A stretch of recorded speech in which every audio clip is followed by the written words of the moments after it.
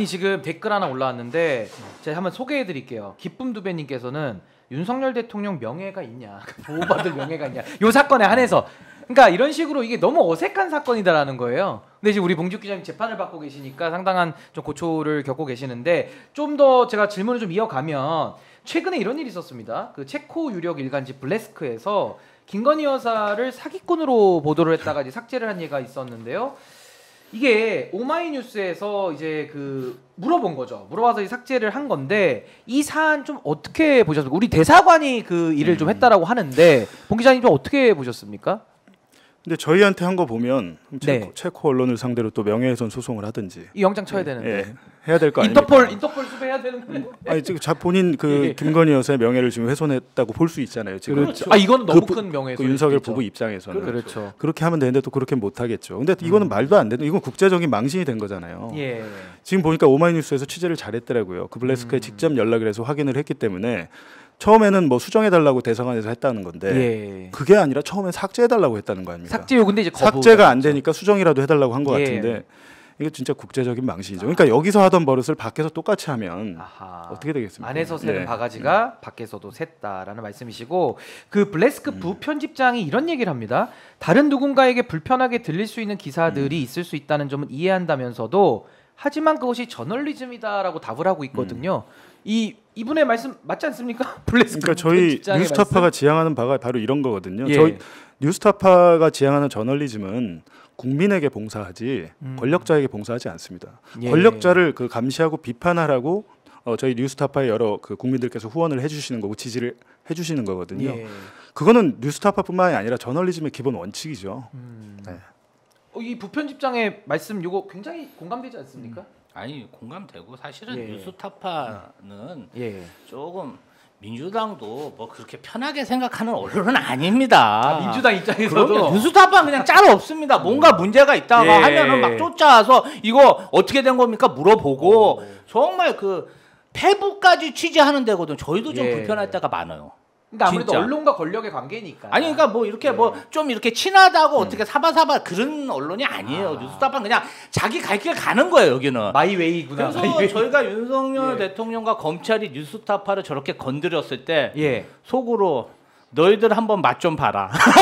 뉴스타파 맞아요. 뉴스타파 그렇게 간단한 언론이 아니다. 근데 보세요. 간단치 않습니다. 저희에 대해서 압수수색이 지난해 9월 14일에 나왔는데 네. 그 당일에 검찰 특수활동비 기자회견이 예정돼 있었어요. 예. 특수활동비, 그러니까 검찰의 치부를 들추는 기자회견이 예정돼 있는 날 아침에 압수수색이 들어온 거예요.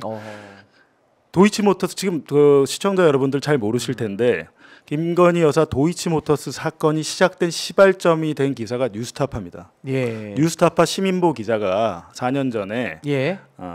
경찰의 내사 보고서를 공개했잖아요, 보도로. 그걸로 인해서 처음 알려진 거예요. 이런 의혹이 있다고. 네. 그 이후에 시작됐고 계속 시민보 기자가 재판을 팔로우업해서 김건희에 대한 수사를 통한 증거가 이미 많다라는 것을 알려드렸잖아요.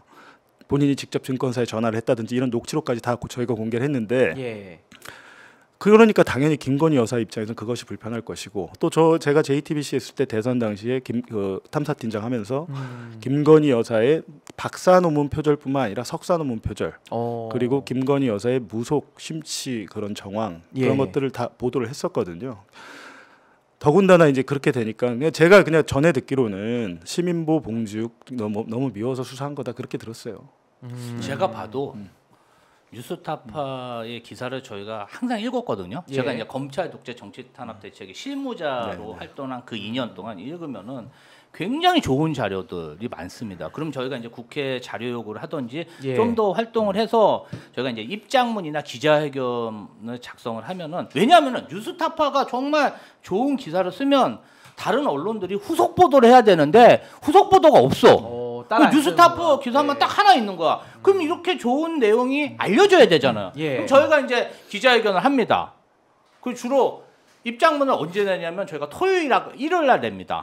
검사들 보라고 주말에 집에 가서 딱 내잖아요. 그러면 이제 검사들이 아침에 저희가 9시에 내면 검사들이 헐레벌떡 나와가지고 2시에 또 반박문을 냅니다. 그러니까 저희가 기사를 하나 내면 저희가 기사를 뉴스타파가 내고 저희가 기사를 하나 내면은 주말에 한두 개 정도 나옵니다. 아침에. 그런데 검사들이 반박을 하잖아요.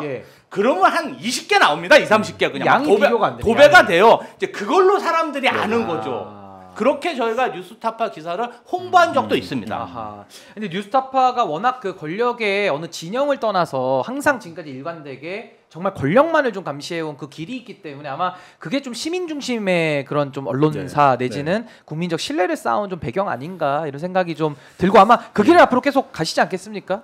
아니 그런 모습을 제가 쭉 지켜봐왔기 때문에 JTBC를 나와서 뉴스타파로 옮긴 거죠. 그런 것들을 봐서 근데 진짜 와서 보니까 뭐가 없어서 못하지 뭐 누가 못하게 한다거나 뭐 그런 뭐 그렇게 할 사람이 없어요. 여기 저희는 주인이 없잖아요. 그러니까 언론사의 주인이 없잖아요. 저희 후원자들이 주인이에요. 예. 후원자들이 후원 끊으면 그냥 문 닫아야 되는 것이고 후원자들 분들께서 후원 많이 해주시면 또 저희는 또 추가적으로 기자들을 채용해서 이렇게 계속 나가는 거겠죠. 그러니까 소위 말하는 무슨 언론 사주라든지 기업 이런 게 없다 보니까 그렇죠. 차이점이 저는 있는 좀 거고. 이렇게 검도기 활동하면서 연락을 드리고 싶었는데 뭔가 또 통화 기록이 남으면 검사들이 아니 어떤 소설을 쓸지 모르니까 아이고. 연락을 못 드렸어요 솔직히. 김지호랑 전화했냐 하면서 막 뭐 이재명 책찍근이랑 전화했다면 이렇게 막 뒤집어 씌울까봐. 아니 근데 실제로 그렇죠. 민주당의 김우철 전문위원 계시잖아요. 지금 국토부 수석 전문위원이신데 그분이 피의자로 수사를 받으셨어요. 아이고. 압수수색 받고 출국금지까지 됐어요. 출국금지까지요? 조사도 저보다 더 많이 받으셨어요. 근데 결국에는 기소 못했습니다. 기소 못했고요. 증거가 있어야 기소를 하죠. 연락한 것만으로는 뭐 할 수가 없는 것이고. 아니, 연락한 그리고 것만, 제가 말씀드렸지만 자료를 우리한테 달라고 했다니까요. 자료를 이게 문제가 된다면 모르겠는데 민주당에서 저한테 유의미한 무슨 수사기록 이걸 준 게 아니고 이미 보도를 했더니 그 녹취록 좀 자기들 볼 수 있냐고. 제가 무슨 생각을 했겠습니까? 안 줬죠. 결국 안 줬습니다.